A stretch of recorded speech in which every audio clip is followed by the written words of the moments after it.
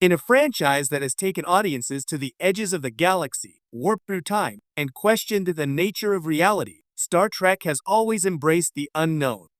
But now it's ventured into an even bolder new frontier, one that redefines the very limits of Starfleet itself.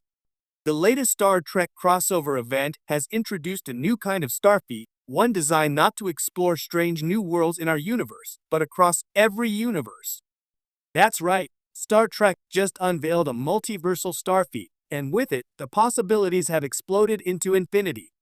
This isn't just a one-off gimmick or a clever Easter egg. The multiversal Starfleet is the franchise's most daring concept since the introduction of the Mirror Universe, and it might change Star Trek forever. A crisis across realities. It all began in the season finale of Star Trek, Strange New Worlds Season 3, when a mysterious temporal anomaly begins erasing people from existence. Not killing them, erasing them. Captain Pike and the Enterprise track the phenomenon to its origin, a subspace rift pulsing with quantum signatures not from any timeline within their reality, but from other realities entirely. Enter Captain Dax, a Trill with the knowledge of countless lifetimes and the commanding officer of the USS Continuum, a sleek, otherworldly starship with technology centuries ahead of Pike's time. But she's not from the future.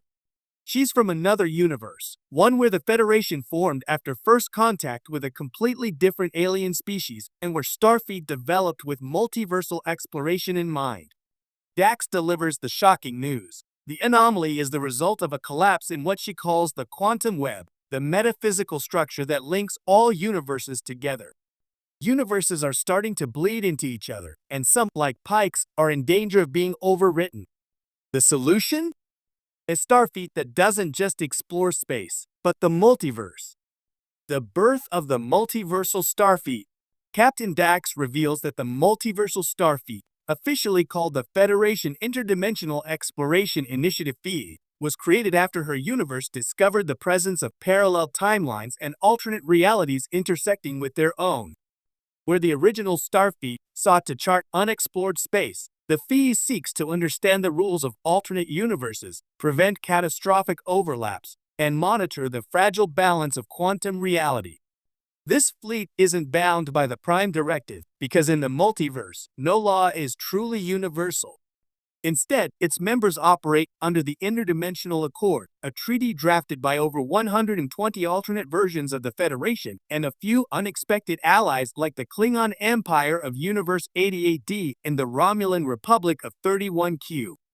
The multiversal Starfleet's mission is one of peace, observation, and last resort intervention. Each crew is trained in advanced temporal physics, metaphysical philosophy, and even quantum diplomacy. Their ships, like the USS Continuum, are equipped with dimensional phase drives, allowing them to traverse universes without creating paradoxes or instabilities. Familiar faces in new forms. In a move that thrilled longtime fans, the multiversal Starfleet also reintroduced several legacy characters, but with a twist. Across the multiverse, key figures from Star Trek history have taken different paths, leading to fascinating variants. Mirror Jean-Luc Picard, redeemed and now an admiral in the multiversal Starfleet, brings a darker, more pragmatic edge to diplomatic missions. Captain 7 of 9, leading a version of Voyager that never returned to the Alpha Quadrant but instead learned to navigate between realities using Borg technology. A Vulcan-Spock hybrid from Universe 47Z, where Amanda Grayson died and Spock was raised entirely on Vulcan, with no human influence, making him colder, more logic-bound, and yet deeply curious about the chaotic multiverse.